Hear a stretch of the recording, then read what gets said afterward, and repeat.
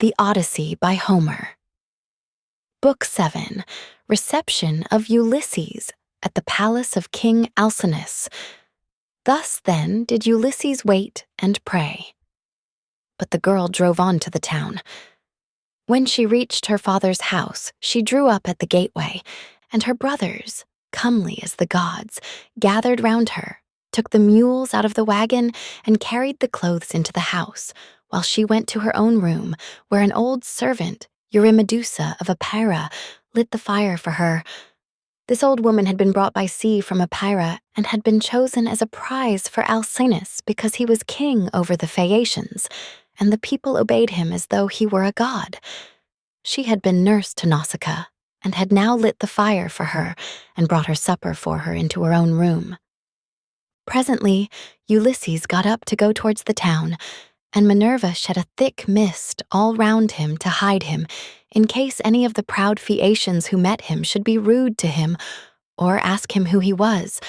Then, as he was just entering the town, she came towards him in the likeness of a little girl carrying a pitcher. She stood right in front of him, and Ulysses said, "My dear, will you be so kind as to show me the house of King Alcinous? I am an unfortunate foreigner in distress, and do not know one in your town and country." Then Minerva said, "Yes, father stranger, I will show you the house you want, for Alcinous lives quite close to my own father.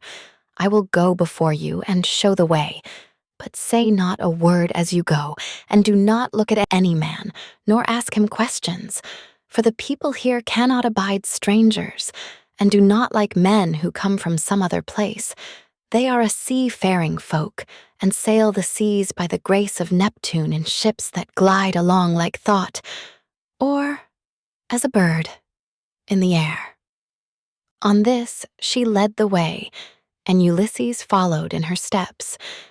But not one of the Phaeacians could see him as he passed through the city in the midst of them, for the great goddess Minerva in her goodwill towards him had hidden him in a thick cloud of darkness.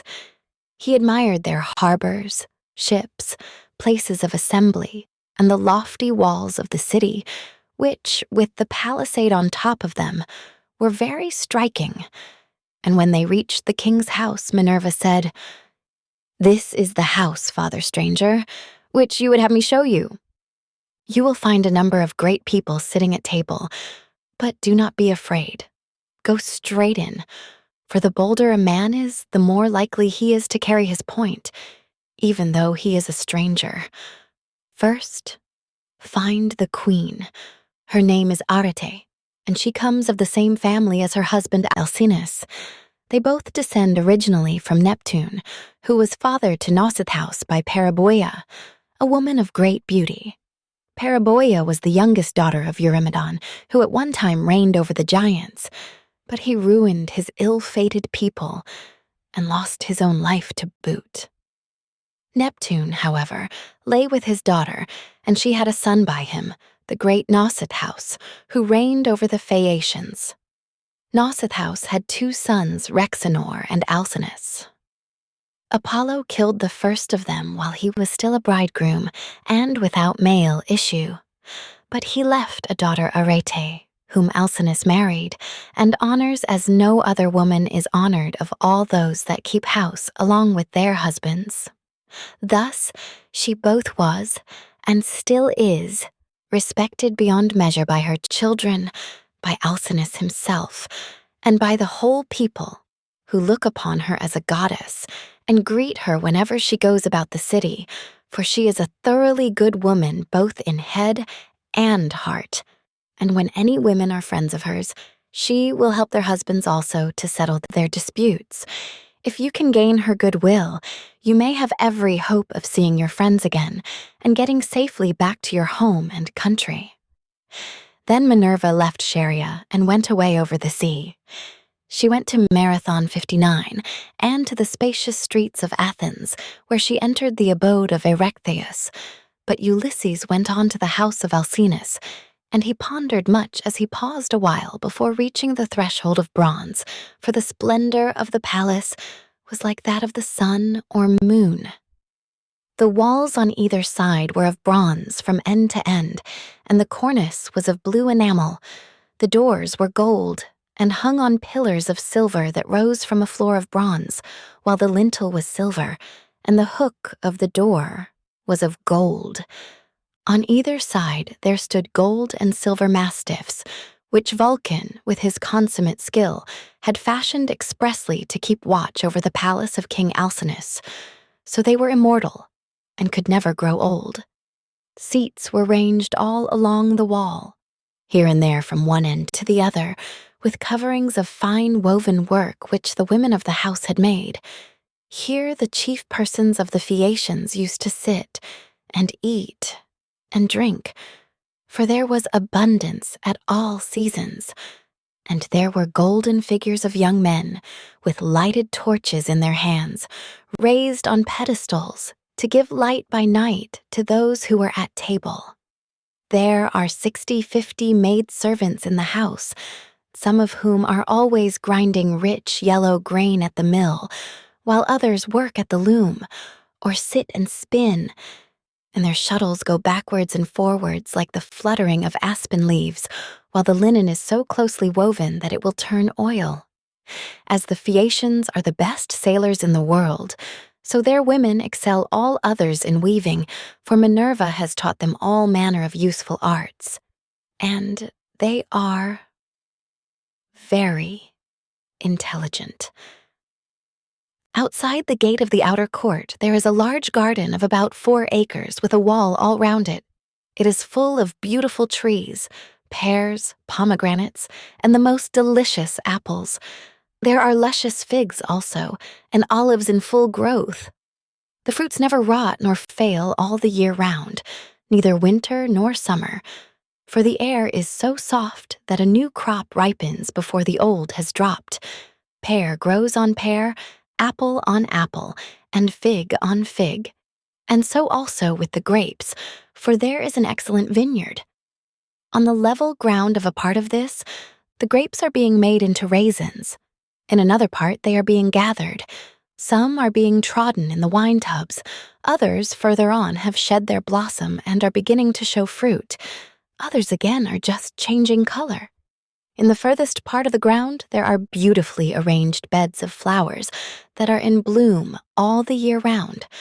2 streams go through it, the one turned in ducts throughout the whole garden, while the other is carried under the ground of the outer court to the house itself, and the townspeople draw water from it.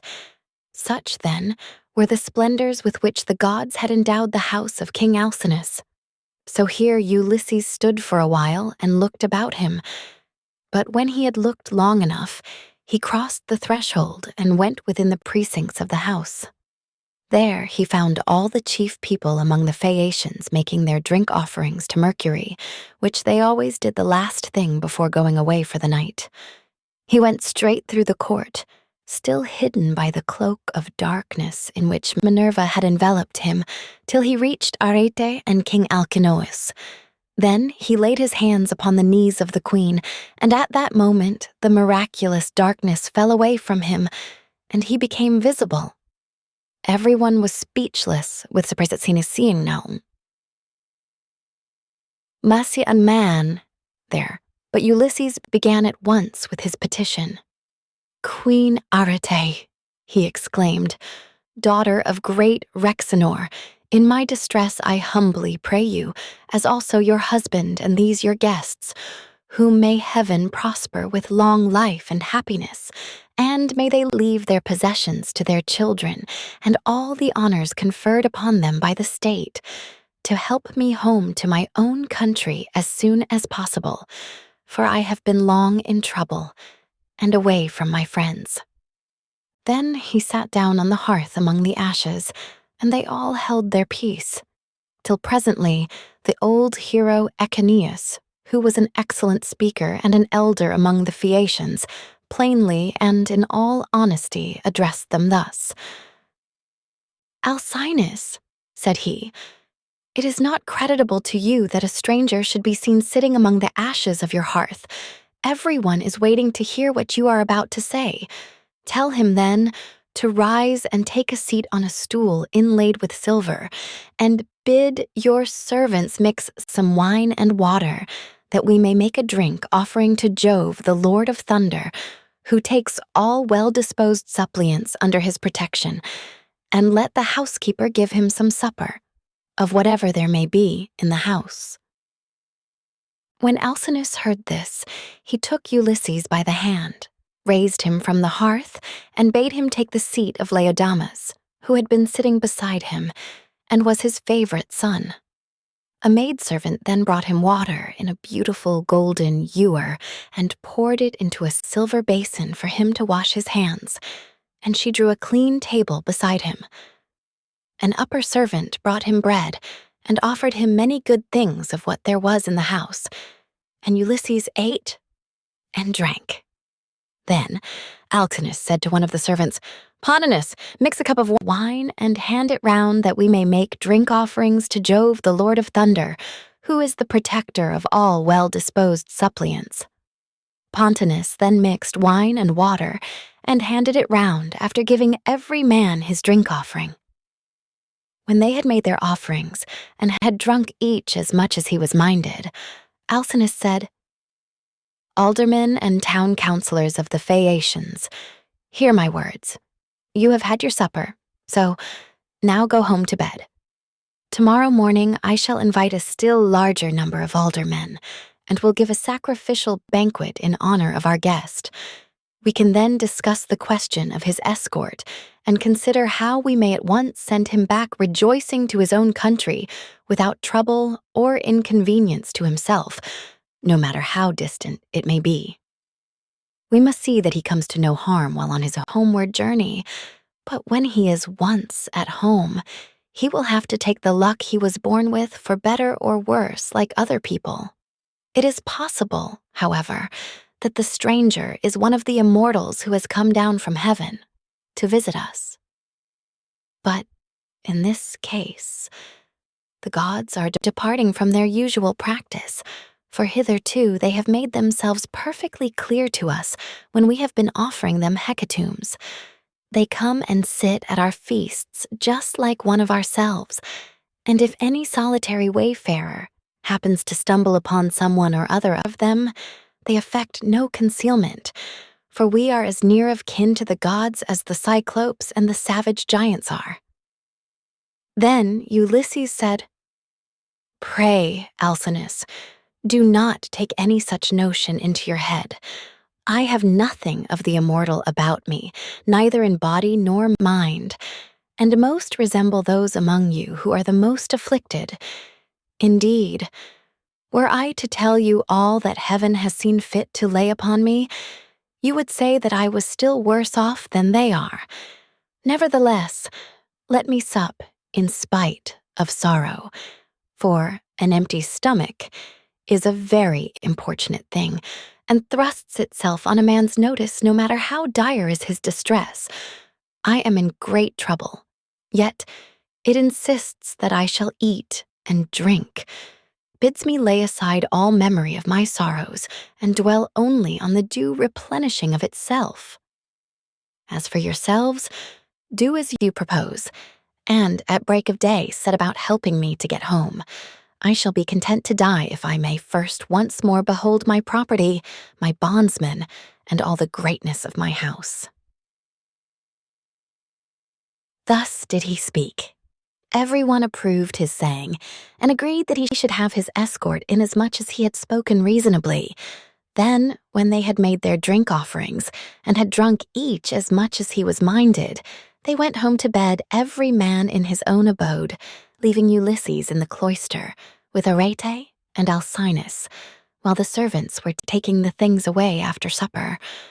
Arete was the first to speak, for she recognized the shirt, cloak, and good clothes that Ulysses was wearing as the work of herself and of her maids. So she said, "Stranger, before we go any further, there's a question I should like to ask you. Who and whence are you, and who gave you those clothes? Did you not say you had come here from beyond the sea?" And Ulysses answered, "It would be a long story, madam, were I to relate in full the tale of my misfortunes. For the hand of heaven has been laid heavy upon me. But as regards your question, there is an island far away in the sea which is called the Ogygian. Here dwells the cunning and powerful goddess Calypso, daughter of Atlas. She lives by herself, far from all neighbors, human or divine. Fortune, however, brought me to her hearth all desolate and alone, for Jove struck my ship with his thunderbolts and broke it up in mid-ocean. My brave comrades were drowned, every man of them, but I stuck to the keel and was carried hither and thither for the space of 9 days, till at last, during the darkness of the 10th night, the gods brought me to the Ogygian island where the great goddess Calypso lives. She took me in and treated me with the utmost kindness. Indeed, she wanted to make me immortal that I might never grow old. But she could not persuade me to let her do so. I stayed with Calypso 7 years straight on end, and watered the good clothes she gave me with my tears during the whole time. But at last, when the 8th year came round, she bade me depart of her own free will, either because Jove had told her she must, or because she had changed her mind. She sent me from her island on a raft, which she provisioned with abundance of bread and wine. Moreover, she gave me good stout clothing and sent me a wind that blew both warm and fair. Days 7 and 10 did I sail over the sea, and on the 18th I caught sight of the first outlines of the mountains upon your coast, and glad indeed was I to set eyes upon them. Nevertheless, there was still much trouble in store for me. For at this point Neptune would let me go no further, and raised a great storm against me. The sea was so terribly high that I could no longer keep to my raft, which went to pieces under the fury of the gale, and I had to swim for it, till wind and current brought me to your shores. There I tried to land, but could not, for it was a bad place, and the waves dashed me against the rocks. So I again took to the sea and swam on till I came to a river that seemed the most likely landing place, for there were no rocks, and it was sheltered from the wind. Here, then, I got out of the water and gathered my senses together again. Night was coming on, so I left the river and went into a thicket, where I covered myself all over with leaves, and presently heaven sent me off into a very deep sleep. Sick and sorry as I was, I slept among the leaves all night, and through the next day till afternoon, when I woke as the sun was westering, and saw your daughter's maidservants playing upon the beach, and your daughter among them looking like a goddess, I besought her aid, and she proved to be of an excellent disposition, much more so than could be expected from so young a person, for young people are apt to be thoughtless. She gave me plenty of bread and wine, and when she had had me washed in the river, she also gave me the clothes in which you see me. Now, therefore, though it has pained me to do so, I have told you the whole truth." Then Alcinous said, "Stranger, it was very wrong of my daughter not to bring you on at once to my house along with the maids, seeing that she was the first person whose aid you asked." "Pray do not scold her," replied Ulysses. "She is not to blame.